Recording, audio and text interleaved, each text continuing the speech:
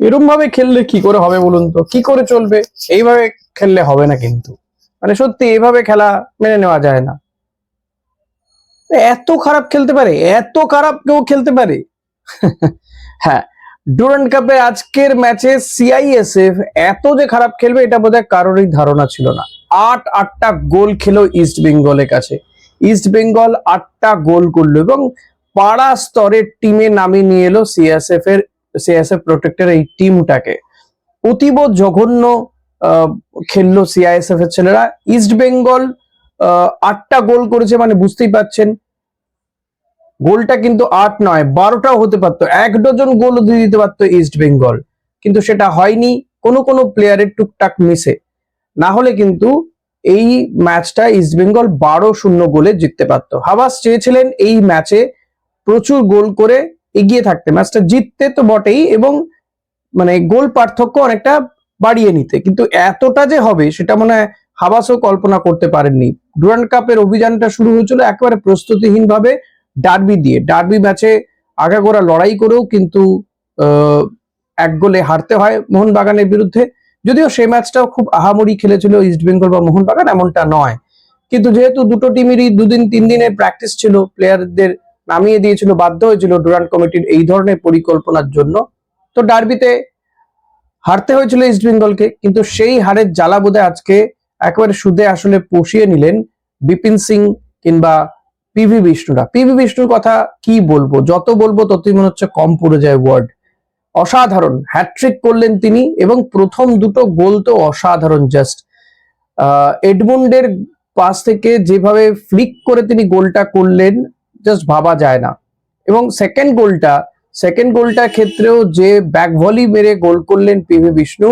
আমি তো পিভি বিষ্ণু মানে মুগ্ধ খেলায়। পিভি বিষ্ণুকে আমি অনেক দূর অনেক প্লেয়ারের সঙ্গে তুলনা করে ফেলতে পারি এই মুহূর্তে, যেটা শুনলে আপনাদের হাসি পাবে বা হয়তো হার্ট অ্যাটাক হয়ে যেতে পারে, বাট আমি মনে করি পিভি বিষ্ণুকে যদি আরো বেশি করে সুযোগ দেওয়া যায় তাহলে পিভি বিষ্ণু কিন্তু ভারতীয় দলে অ্যাসেট হয়ে উঠতে পারে।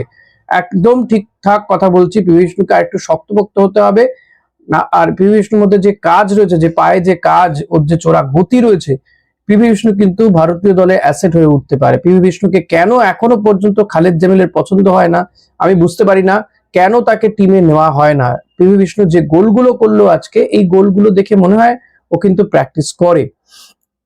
এইভাবে 37 মিনিট, 45 মিনিট এবং 75 মিনিটে পিভি বিষ্ণু গোল করে দিয়ে চলে যায়। সিআইএসএফ এর পক্ষ থেকে একটা গোল উপহার দেওয়া হয়েছে অবশ্যই ইস্ট বেঙ্গলকে, ওন গোল করে। জিকসন সিং আজকে ম্যাচে ক্যাপ্টেনে আর্মব্যান্ড পরে নেমেছিলেন জিকসন, তিনিও একটি গোল করেছেন। বিপিন সিং 63 মিনিটে, বিপিন সিং সেকেন্ড হাফের কিছুটা পরে নেমেছিল, 63 মিনিটে সে গোল করেছে।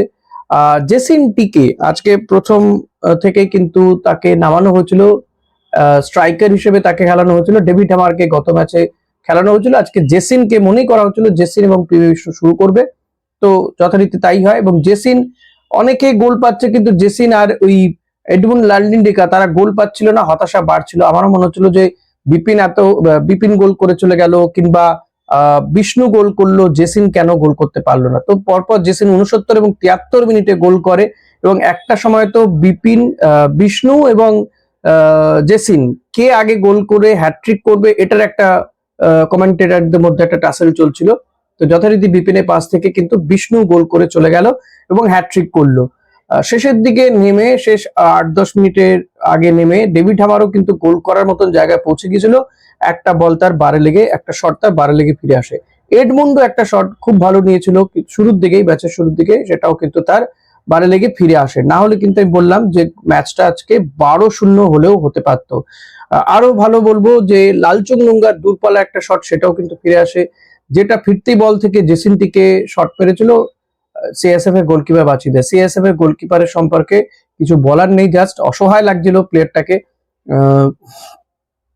ইস্ট বেঙ্গলের সাথে খেলতে নেমেছে যারা আইএসএল এর চ্যাম্পিয়ন, সেই টিমের সাথে তারা খেলতে নেমেছে এবং প্রথম থেকেই কিন্তু তাদের অসহায় অবস্থাটা বোঝা যাচ্ছিল। যদিও চ্যাম্পিয়ন টিমের একাধিক প্লেয়ারই নেই, বিদেশি নেই চ্যাম্পিয়ন টিমে, সম্পূর্ণ নতুন বিদেশি প্যাচ আপ করা হয়েছে টিমটার সাথে একজন ছাড়া।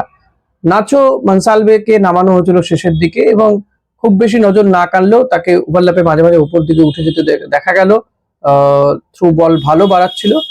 তো এইটুকুই, খুব বেশি কিছু দেখা যায়নি। তবে যে দুজন প্লেয়ার নজর কেড়েছেন বা তিনজন প্লেয়ার নজর কেড়েছেন তারা হচ্ছেন বিষ্ণু আর জেসিন্টিকে। আর হ্যাঁ, সন্দীপ মান্ডির কথা বলতেই হয়, বাঙালি এই ফুটবলার ইন্টারকাশি থেকে এসছে, ডিফেন্সে কিন্তু ইস্টবেঙ্গলকে ভরসা যোগাচ্ছে।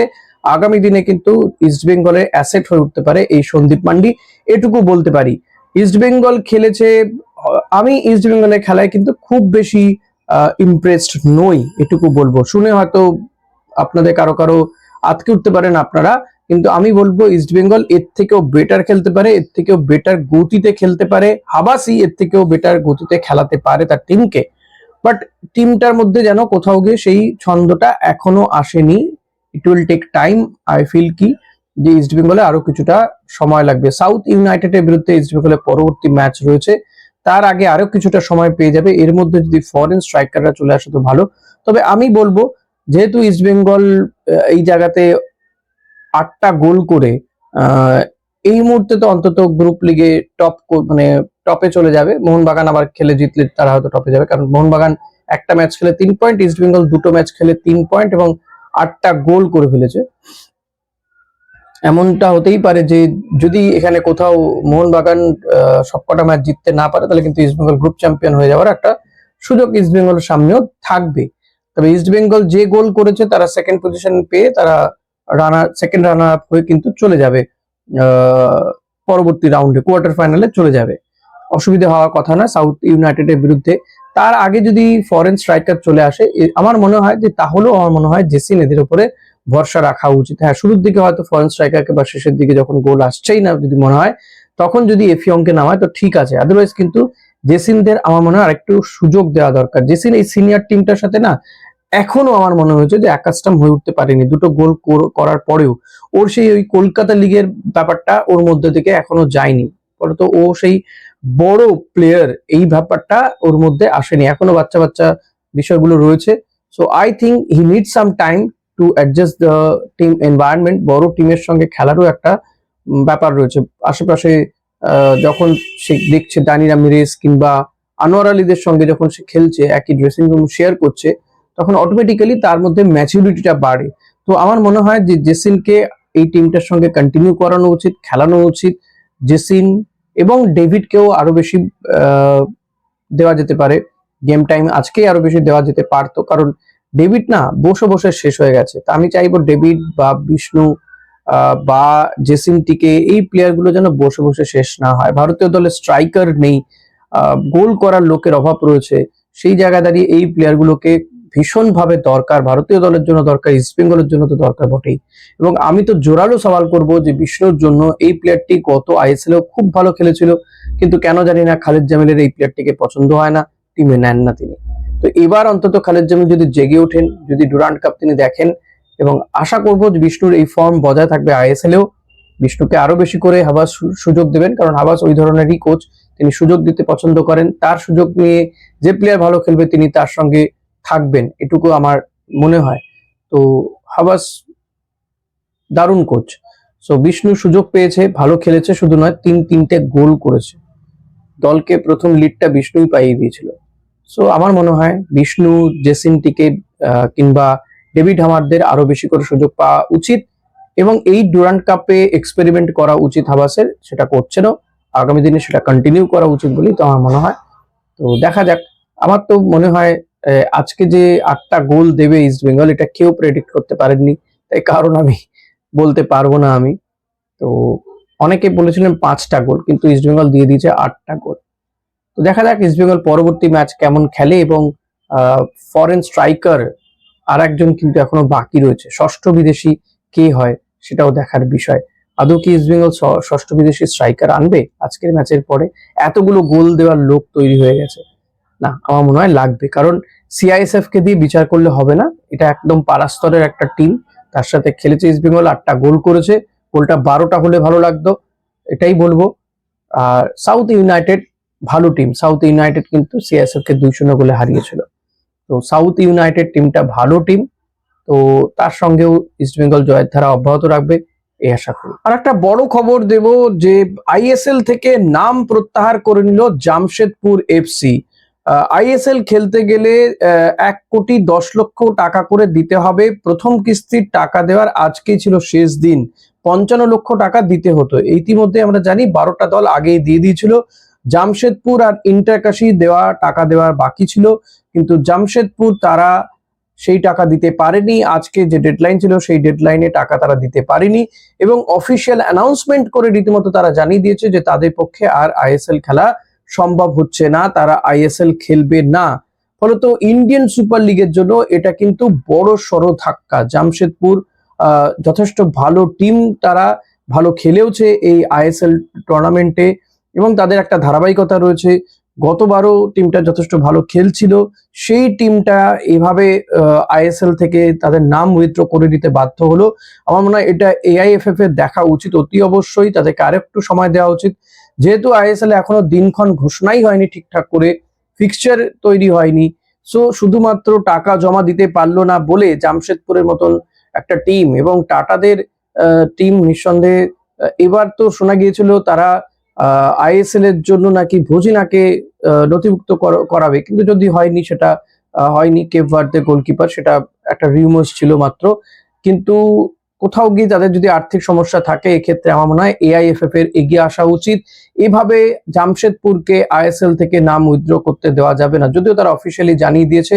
সো আমার মনে হয় এক্ষেত্রে ইন্টারভেন করা উচিত, ভারত সরকারের ইন্টারভেন করা উচিত। এআইএফএফ এর please do something for Jamshedpur FC. এভাবে একটা টিমকে মানে চলে যেতে দেওয়া যায় না, কারণ জামশেদপুরের একটা ঐতিহ্য রয়েছে, ভালো খেলেছে তারা। তো এহানো টিমটা যদি এভাবে চলে যায় তাহলে আইএসএল কিন্তু জৌলুস হারাবে নিঃসন্দেহে। ভারতীয় ফুটবলের দৈন্যদশা সবাই জানি আমরা, গতবার আইএসএল হবে না করে শেষমেশ হয়েছিল। এবার অনেকদিন আগে থেকে প্রিপারেশন নেওয়া হচ্ছিল, তারপরে এই যে 1,10,00,000 টাকা দেওয়ার কথা টিমগুলো কেউ দিয়েছিল। আমার মনে হয় যে জামশেদপুর ইন্টারকাশি, এমনিতেই ইন্টারকাশি টিম তুলে নেওয়ার মতন অবস্থাতেই রয়েছে, জামশেদপুরেরও তাই অবস্থা হয়েছিল। কিন্তু জামশেদপুর সেই 55,00,000 টাকা না দিতে পেরে ডেডলাইন পেরিয়ে যাওয়াতে তারা নাম উইথড্র করে নিয়েছে। তো আমি বলবো প্লিজ এএফএফ প্রেসিডেন্ট কল্যাণ চৌবে, আপনি প্লিজ এটা দেখুন, যাতে তারা যদি আরেকটু সময় পেলে যদি কিছু করতে পারে আমার মনে হয়। কারণ এটা সবে জুলাই অগস্ট মাস পড়ছে, এখনো সেপ্টেম্বর অক্টোবরে হয়তো এখনো কিন্তু কিছুটা সময় রয়েছে। So help them. আর আদারওয়াইজ নালে কিন্তু শিলং লাজং হয়তো তারাই চান্স পেয়ে যাবে, বা অন্য কোনো ভাবে হয়তো টিম বাড়াতে হবে বা টিমের সংখ্যা কমে যেতে পারে। কারণ 14টা টিমের খেলা হওয়ার কথা ছিল, সেক্ষেত্রে দেখা যাচ্ছে যে যদি জামশেদপুর বেরিয়ে যায়, ওইদিকে ইন্টারকাশিরও তথৈবচ অবস্থা, তাহলে শিলং লাজং বা আইজল এরাও চাইছিল খেলতে। ওদিকে চার্চিল ব্রাদার্স, চার্চিল আলেমা, তিনিও অ্যাপ্লাই করে রেখেছিলেন, গতবারই খেলতে চাইছিলেন। জানি না শেষমেশ কি হবে। আইএসএল এর ভবিষ্যতের জন্য কিন্তু এটা বড়সড় ধাক্কা বলে আমার মনে হচ্ছে। আপনাদের কি মনে হয়? কমেন্ট করে জানাবেন অবশ্যই। Thank you.